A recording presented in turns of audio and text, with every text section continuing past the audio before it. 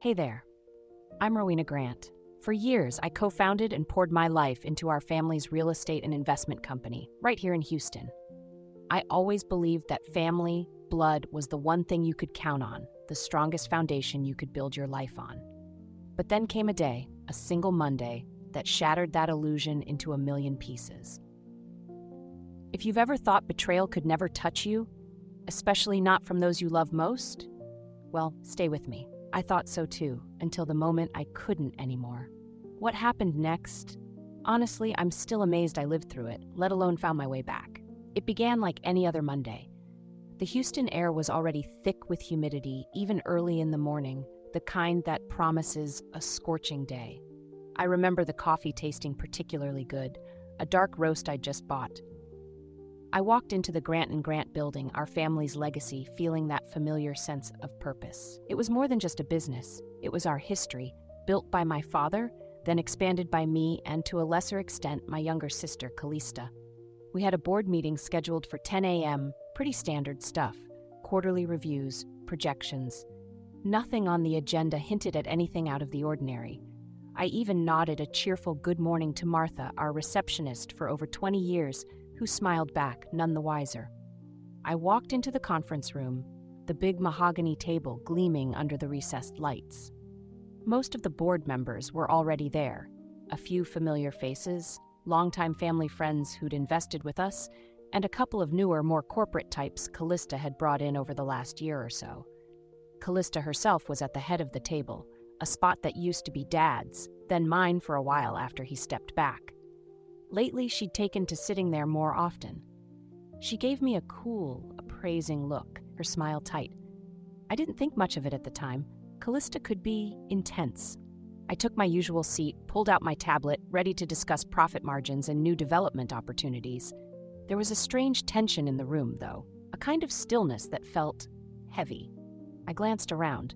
No one was making eye contact with me. Odd.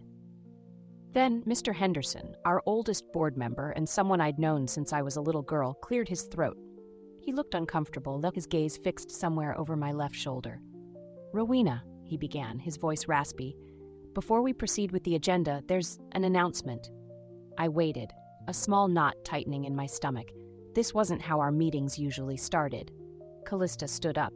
She was wearing a power suit, a stark navy blue, her dark hair pulled back so severely it seemed to stretch the skin around her eyes. She looked like a stranger. "As of this morning," she announced, her voice crisp, devoid of any warmth, "the board has voted unanimously to appoint me as the new CEO of Grant & Grant."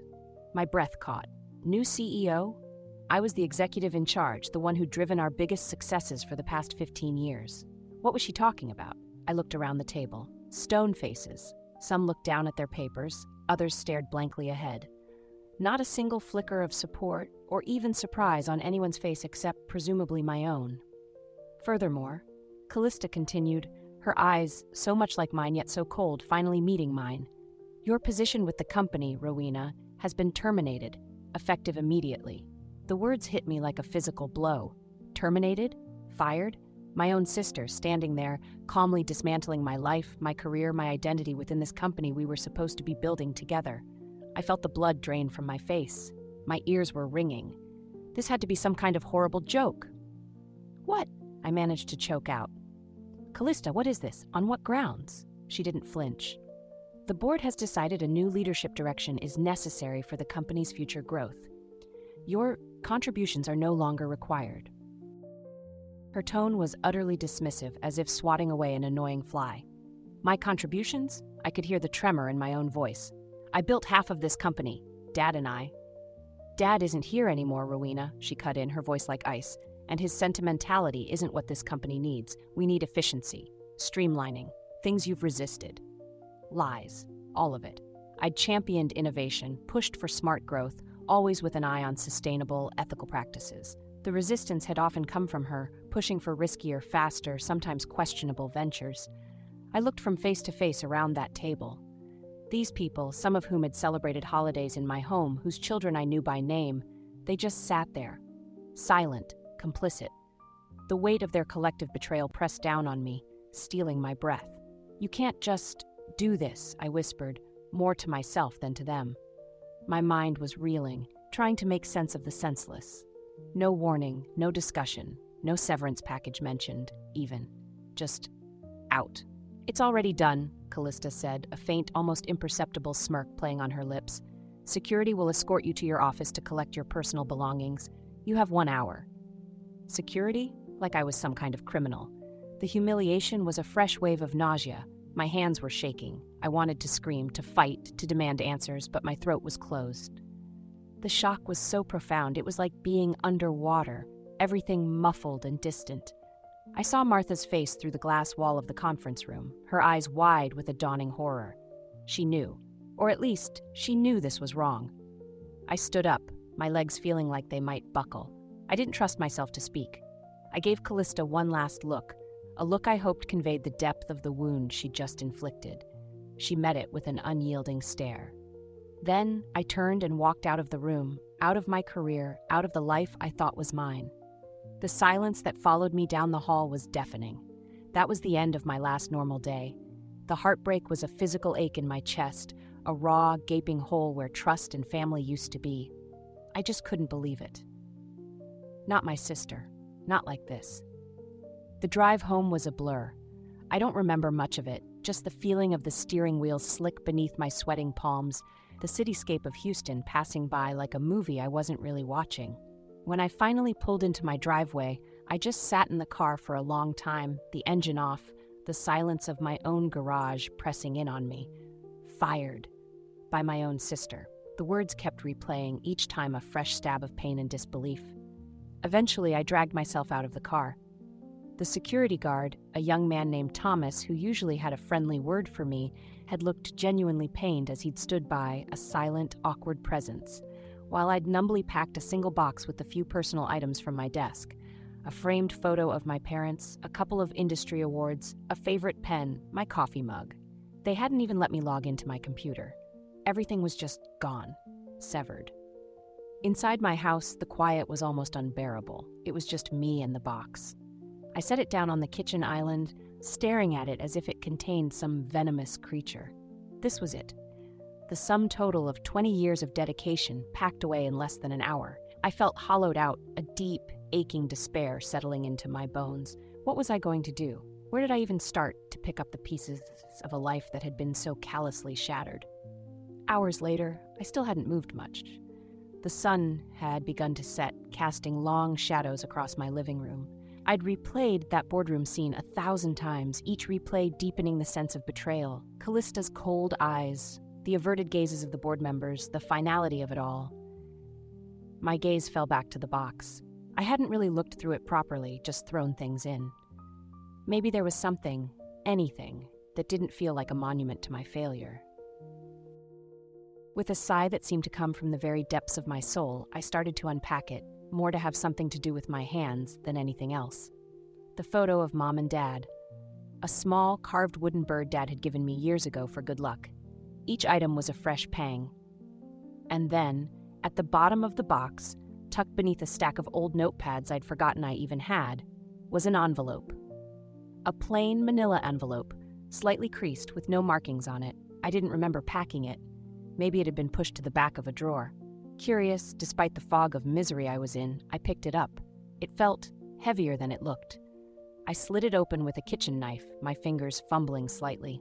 Inside was a sheaf of papers, legal documents by the look of them. My heart gave a strange little flutter. What was this? I spread them out on the counter. The letterhead was from our old family law firm, the one Dad had used for decades. The date on the top document was from nearly 10 years ago, back when Dad was still actively involved, planning his eventual retirement. I started to read, my eyes scanning the dense legal jargon. It was a copy of an amendment to the company's operating agreement. And then I saw it, a clause, a specific provision Dad had insisted on. It stated, in unequivocal terms, that certain major structural changes to the company, including the appointment or dismissal of key family executives, required not just a board majority, but also the explicit, written consent of all founding family members still holding a significant share. That meant me. And critically, it stipulated that my power of attorney, granted to me by Dad regarding his shares and his original founder's intent, remained unrevoked unless I specifically, formally, and in writing relinquished it. My breath hitched. I read it again, and again, unrevoked. I hadn't relinquished anything. I'd never even been asked to. They had announced Callista as CEO and fired me. They hadn't asked for my consent. They had acted as if my shares, my founding role, my power of attorney from Dad meant nothing. A tiny, almost imperceptible spark ignited somewhere in the vast, cold darkness of my despair. It wasn't much, just a flicker. But it was there. This document, this forgotten letter, overlooked in their haste to oust me, or perhaps unknown to the newer board members Callista had cultivated, this could change things. They thought they had erased me with a simple vote. But maybe, just maybe, Dad had left me one last piece of armor. The despair was still overwhelming, the wound of betrayal still raw and bleeding, but now, mixed with it, was the faintest whisper of, not hope, not yet, but something. A question mark where before there had only been a brutal full stop. That forgotten envelope, lying innocuously at the bottom of a box of discarded memories, became my lifeline in the days that followed. The initial shock had worn off, replaced by a gnawing grief and a disorienting sense of injustice. But that document, it was a seed.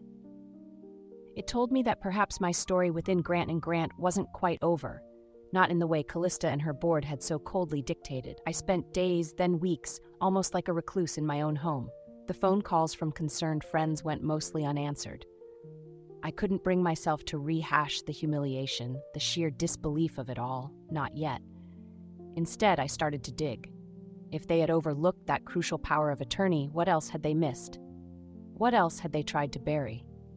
My quiet determination began to build, not from a place of anger, not then, but from a deep, instinctual need to understand how this could have happened and to reclaim some piece of the truth they were trying to erase. My home office, which had been largely untouched since I mostly worked at the company building, became my command center. I started pulling out old boxes from the attic, storage containers filled with files and records from the early days of the company, things I'd meticulously kept, much to Callista's occasional amusement. "Why do you hang on to all this old stuff, Rowena?" she'd once asked, waving a dismissive hand at my organized archives. "It's all digitized now." But I knew there was value in original documents, in the tangible history. And there, amidst dusty ledgers and faded blueprints, I found treasures, not of monetary value, but of memory, of my own history intertwined with the company's. I found my father's handwritten notes on early business plans, his vision for a company built on integrity and long-term value. I found my own early proposals, detailed strategies for expansion projects that had become some of Grant & Grant's most profitable ventures. Projects Callista had often initially resisted, only to later take credit for when they succeeded. The sheer volume of my contributions, laid out in black and white, in my own handwriting, in reports bearing my signature, was staggering. It was like rediscovering a part of myself I'd allowed them to diminish. One evening, sifting through a box labeled Old Media Dad, I found a small, unassuming digital voice recorder. It was an old model, one Dad used to carry around to dictate notes and ideas. I almost set it aside, but something made me check if it still had batteries. It did. I pressed play, not expecting much. And then I heard his voice. My father's voice, clear and strong, as if he were in the room with me. My heart clenched. It was a recording from about 12 years ago, a memo he was dictating, it seemed, to his lawyer, Mr. Henderson's father, actually. He was talking about the future of the company, about his wishes for Callista and me. "And it's crucial, absolutely crucial," Dad's voice said, earnest and firm, "that Rowena always has a protected stake.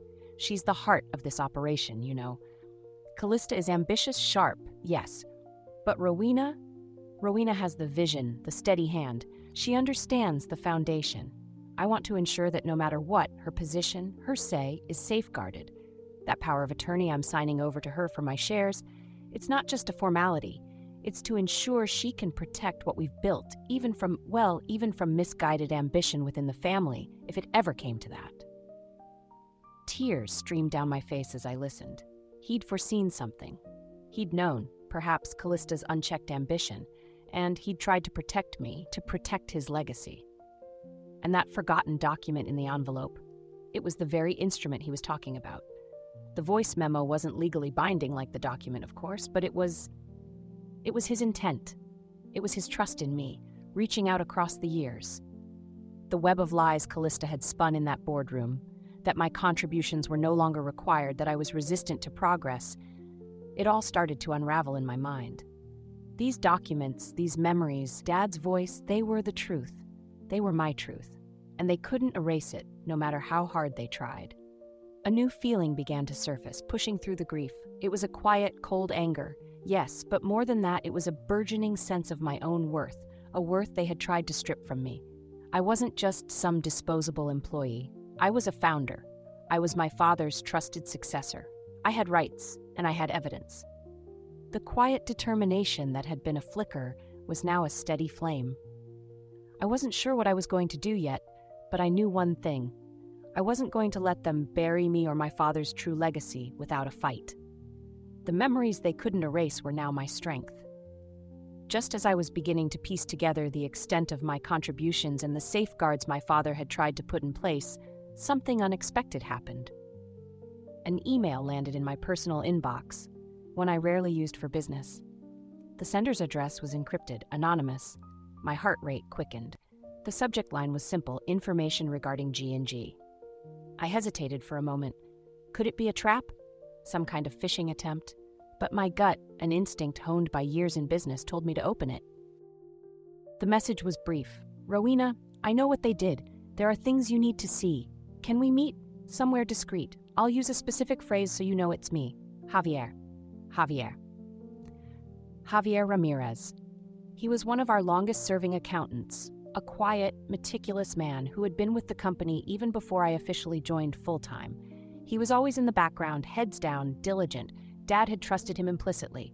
I'd always found him to be honest, if intensely private. Why would he be reaching out now, and so secretly? A mix of caution and a desperate need for allies made me reply. I suggested a small, out-of-the-way coffee shop in a neighborhood far from our usual business circles. A few days later, I was sitting at a small table in the corner, nursing a lukewarm tea, my nerves on edge. Every person who walked in made me jump. Then, a man in a simple baseball cap and sunglasses approached my table. The numbers always tell a story, don't they? He said, his voice low. That was the phrase. It was Javier. He slid into the seat opposite me, glancing around nervously before removing his sunglasses. His face was etched with worry, but his eyes held a look of resolve. Rowena, he said, his voice barely above a whisper. I'm glad you came. I couldn't live with myself if I didn't try to help. Javier, I said, relief washing over me, quickly followed by a surge of questions. What's going on? Why all the secrecy? He leaned in closer.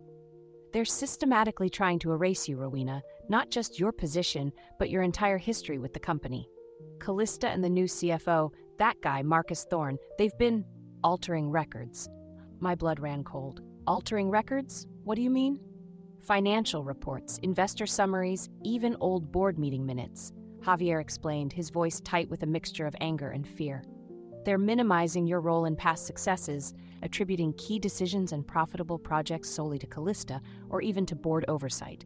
They're creating a narrative that you were a passenger, a liability even. I felt sick. It wasn't enough to fire me. They had to rewrite history too. But why, Javier? Why go to such lengths? Because, he said, his gaze intense, they know about the clause. Or at least, Callista does. The one your father put in place. They're betting you either don't know about it, or that you won't have the stomach or the proof to fight them. They're trying to build a case retroactively that your dismissal was not only justified but essential for the company's survival, thereby attempting to neutralize any claim you might have. He paused, then added, they're betting on your silence, Rowena, on you just going away. His words hit me hard. They weren't just cruel, they were cunning. But Javier wasn't finished. He reached into his satchel and slid a slim USB drive across the table. This, he said, his hand trembling slightly, is evidence. Copies of original documents side by side with the altered versions. Internal emails discussing the recontextualizing of your contributions. It's not everything, but it's a start. It's proof of what they're doing. I stared at the small drive. It felt incredibly heavy in my hand. Javier, you're taking a huge risk. He nodded, a grim look on his face.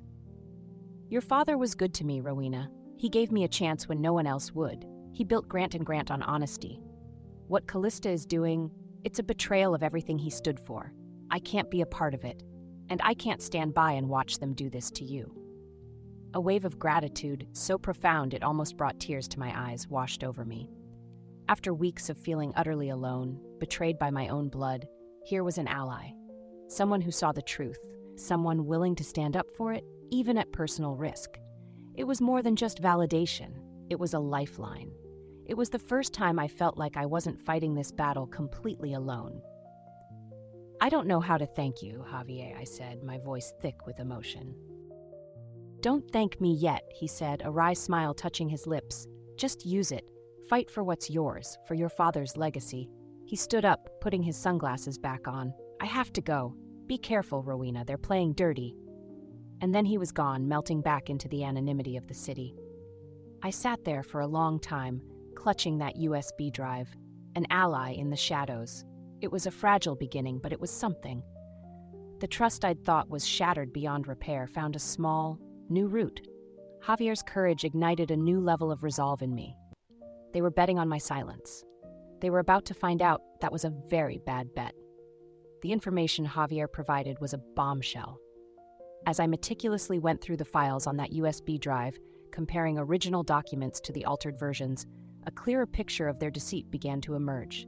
It was systematic, chillingly deliberate. My successes were downplayed or erased, my strategic insights attributed to Callista or vaguely to the board. They were indeed trying to rewrite history, to paint me as incompetent, a dead weight they had been forced to shed. The audacity of it was breathtaking.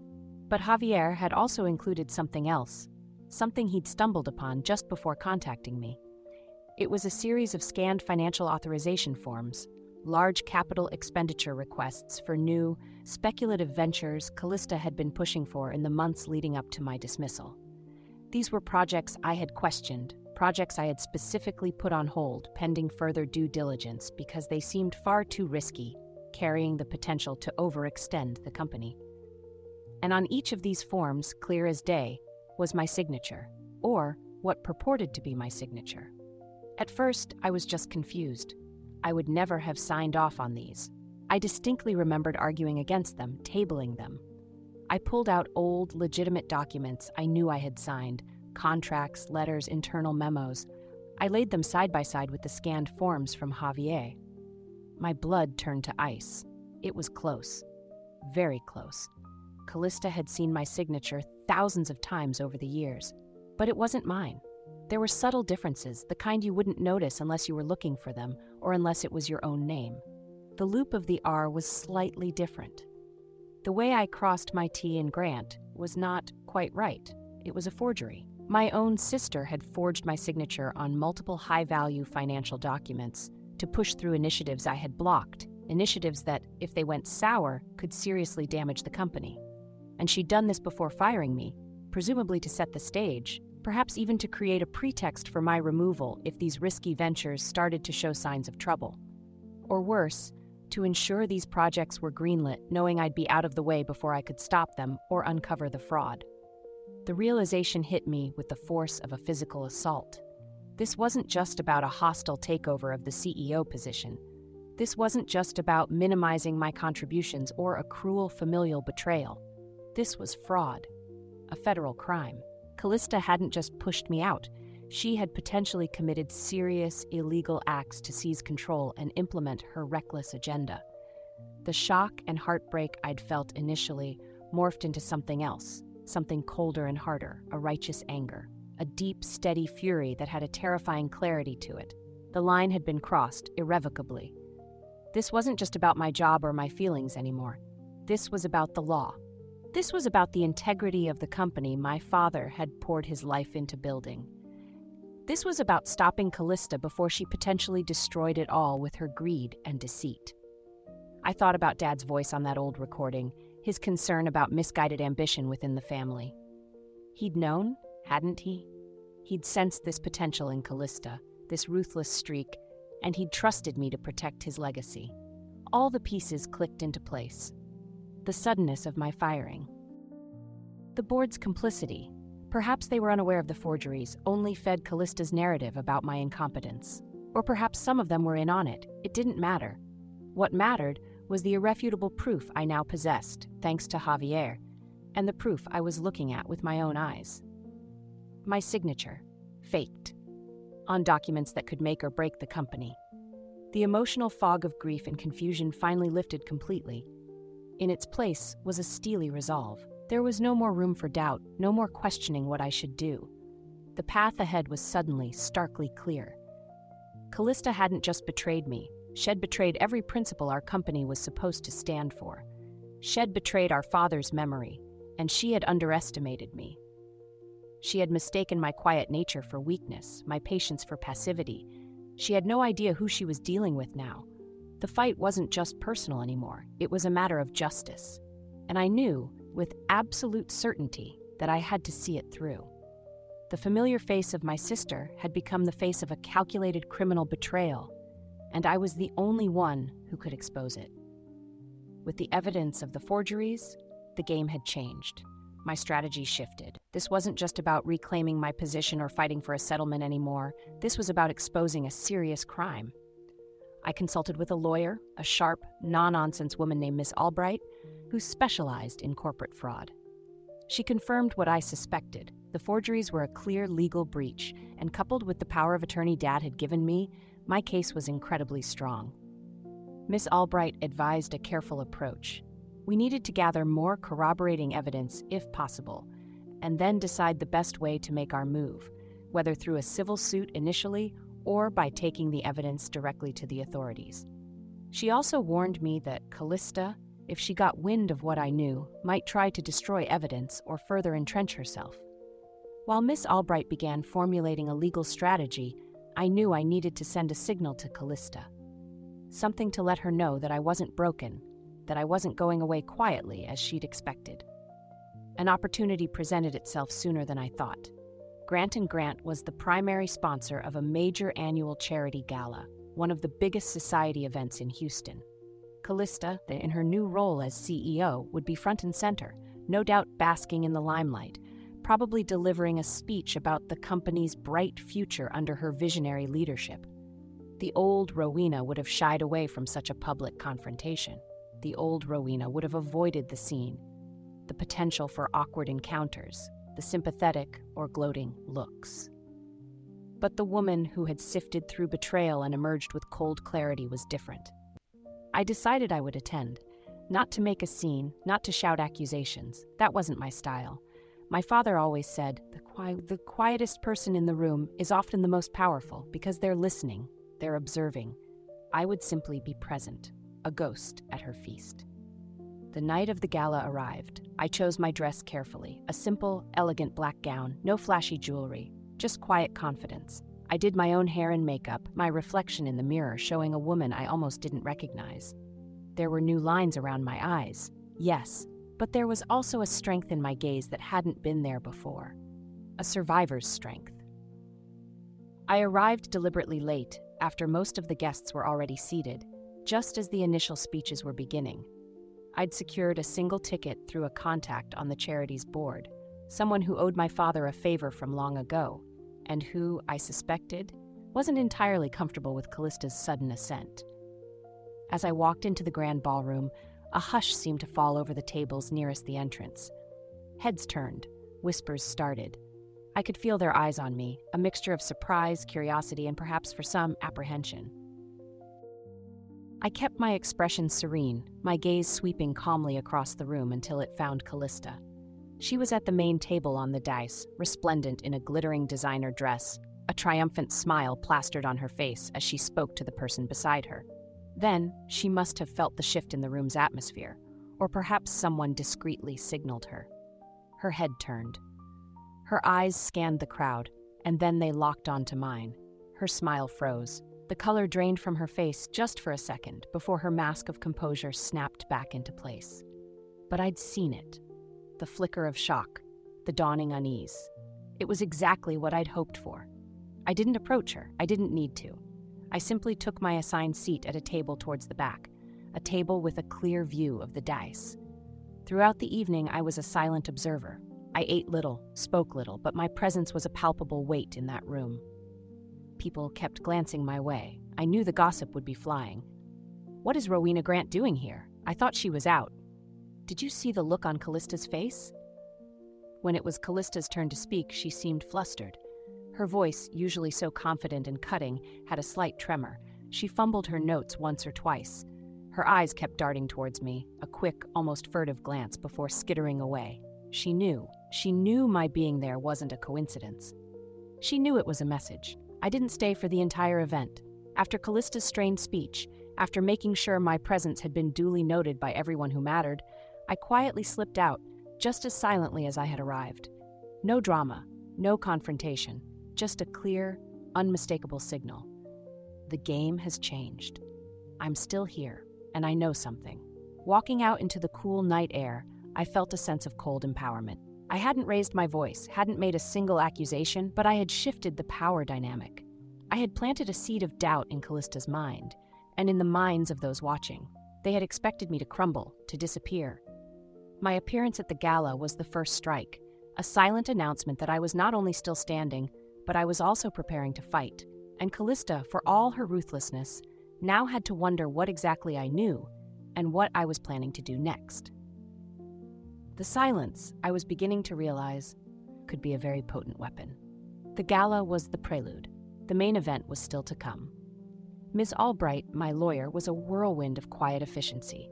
Armed with Javier's digital evidence, the forged documents, my father's power of attorney, and his voice memo, which, while not legally binding, painted a powerful picture of his intent, she built an ironclad civil case. Our first move was to file a lawsuit seeking an emergency injunction to prevent Callista from making further major financial decisions, to demand access to all company records, and to contest my illegal termination and her fraudulent appointment as CEO. The moment the lawsuit was served, chaos erupted within Grant & Grant, or so Javier discreetly informed me. Callista was apparently blindsided, furious. She'd thought my appearance at the gala was just a bit of petty theatrics, a final desperate act. She hadn't anticipated a full-blown legal assault backed by hard evidence. Her legal team, a high-powered, expensive firm, immediately went on the offensive, trying to dismiss our claims, painting me as a disgruntled former employee seeking a payout. But Miss Albright was ready for them. She presented copies of the forged signatures to the judge in a preliminary hearing, along with expert handwriting analysis. She laid out the clear terms of my father's unrevoked power of attorney. The courtroom was tense. Callista was there, looking pale and strained beneath her expensive suit and carefully applied makeup. She avoided my gaze. The board members who were present looked deeply uncomfortable. I sat beside Miss Albright, calm and composed. I didn't need to say a word. The evidence spoke for itself. The judge, a stern, experienced woman named Judge Marion Holloway, listened intently, her expression unreadable as Miss Albright methodically presented our case. When Callista's lawyers tried to argue that the signatures were legitimate, or that any irregularities were minor clerical errors, Judge Holloway raised an eyebrow. "Counselor," she said, her voice dry, "these clerical errors, as you call them, appear on multiple documents authorizing the expenditure of millions of dollars. And Miss Grant here, the person whose signature this purports to be, vehemently denies signing them. This is a very serious allegation." The turning point came when Miss Albright presented the side-by-side comparisons of the original company projections and strategies under my leadership versus the altered versions Callista's team had been circulating. The deliberate attempt to erase my contributions, to falsify the company's history, was laid bare. Then, Callista's lawyer, in a desperate attempt to discredit me, made a fatal error. He submitted a sworn affidavit from Callista, in which she personally attested to the authenticity of several of the key financial documents, including those bearing the forged signatures. She was doubling down on her lie, under oath. Miss Albright simply smiled, a thin, dangerous smile. "Your Honor," she said, "we have irrefutable forensic evidence that the signatures on these specific documents, which Miss Callista Grant has just sworn are authentic, are indeed forgeries. By submitting this affidavit, Miss Callista Grant has, it appears, perjured herself before this court." A gasp went through the courtroom. Callista went white as a sheet. Her lawyer looked like he wanted the ground to swallow him up. Judge Holloway's face was like thunder. She reviewed the documents again, her gaze sharp. After a long, agonizing silence, she looked directly at Callista. "Ms. Grant," the judge said, her voice cold as steel, "the evidence presented here regarding these signatures is deeply troubling. The allegation of forgery is extremely serious, and your sworn affidavit, in light of this evidence, is problematic, to say the least." She then delivered her ruling. The emergency injunction was granted. An independent auditor would be appointed to go through Grant & Grant's books with a fine-tooth comb. My access to company records was to be restored immediately. And then, the final blow. Given the serious nature of the evidence concerning the potential forgery of financial documents and the subsequent sworn testimony regarding their authenticity, Judge Holloway announced, "This court has no choice but to refer this matter to the District Attorney's Office for criminal review." Criminal review. The words hung in the air. Callista looked like she was about to collapse. Her carefully constructed world was crumbling around her. The arrogance, the ruthlessness had led her to this. I felt a profound sense of vindication. Not elation, not triumph in a fist-pumping way, but a deep, quiet satisfaction. Justice. It hadn't roared. It had arrived in the meticulous presentation of facts, in the undeniable truth of a forged signature, in the quiet clicking of a lawyer's pen. As we walked out of the courtroom, Miss Albright beside me, I didn't look back at Callista. I didn't need to. Her reign was over. The company my father built would be safe from her reckless ambition. I had reclaimed not just my standing, but the truth. And I had done it without needing to shout, without needing to match her venom. My quiet determination, backed by irrefutable proof, had been enough. The collapse of her scheme was total, and it was of her own making. The aftermath of the court ruling was swift. The criminal investigation into Callista's actions began immediately. The independent auditors moved into Grant & Grant, and what they uncovered was even more extensive than Javier and I had initially realized. Callista had been running a shadow budget, diverting funds and making wildly irresponsible financial commitments, all propped up by forged authorizations and falsified reports. The board, now facing potential liability themselves for their lack of oversight, quickly moved to cooperate fully. Callista was suspended, then formally removed. Several board members who had been her staunchest allies resigned in disgrace. The legal battles dragged on for a while, as these things do, but the outcome was never really in doubt. Callista eventually faced criminal charges. The company, shaken but not broken, began the slow process of recovery. I was offered my old position back, even the CEO role, but I declined. My fight hadn't been about reclaiming a title within that specific structure. Not anymore. It had been about justice, about protecting my father's legacy, and about reclaiming my own truth. And I had done that. What I realized through that ordeal was that my worth wasn't tied to a name on an office door or a seat at a boardroom table. My father had instilled in me a love for building, for creating value, for doing business with integrity, and that I could take anywhere. So I decided to start something new. Something of my own, on my own terms. Along with a few other women I'd met who had faced similar experiences, brilliant, capable women who had been pushed out, overlooked, or had their contributions minimized in their own companies, I co-founded a different kind of venture. We created a collaborative workspace and incubator in Houston, specifically designed to support women entrepreneurs, women who were building their own dreams from the ground up, women who understood the importance of lifting each other up. We found an old warehouse full of character and light and transformed it. And in my own office within that space, there's a chair. It's not a fancy leather executive chair. It's a simple, sturdy wooden chair, beautifully crafted. It's the chair my father built with his own hands for his first tiny office when he started Grant & Grant, all those years ago. Javier, bless his heart, had salvaged it from an old storage room at the company and had it sent to me. Sometimes when the day is done and the workspace is quiet, I sit in that chair. I look out at the bustling hub of creativity and determination we've built, at women forging their own paths, and I feel a sense of peace, a deep, quiet satisfaction that runs bone deep. The betrayal I endured was profound. The pain was real, but it didn't break me.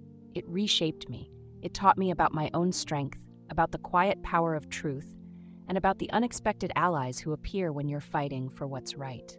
My father's legacy isn't just in the Grant & Grant building anymore. It's here, in this new beginning, in the spirit of resilience and integrity we're fostering. I reclaimed my story, not by seeking revenge, but by rebuilding, by creating something positive from the ashes of that betrayal. And that, I've learned, is the most powerful victory of all. Sometimes justice doesn't roar.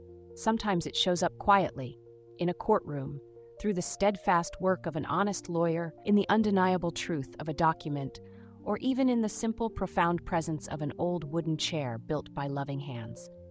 It can arrive in the quiet certainty that you never needed anyone else's permission to matter, to have worth, or to build something new and meaningful. My journey was about reclaiming my dignity and my truth, and ultimately finding a deeper peace on the other side of a storm I never asked for. If you've ever been through something like this, if you've ever had to rebuild yourself from the ashes of betrayal or fight for what you knew was right in the face of overwhelming odds, I'd love to hear your story in the comments below. I truly believe there's strength in sharing, and I'm reading every single one.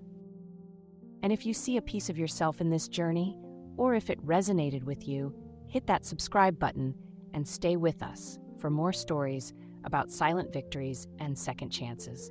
We all have stories of resilience within us. Finally, if you'd like to support the channel and help us continue bringing these stories to light, you can click the Super Thanks button. Sometimes giving back, even in small ways, is part of the healing process too. Thank you for listening.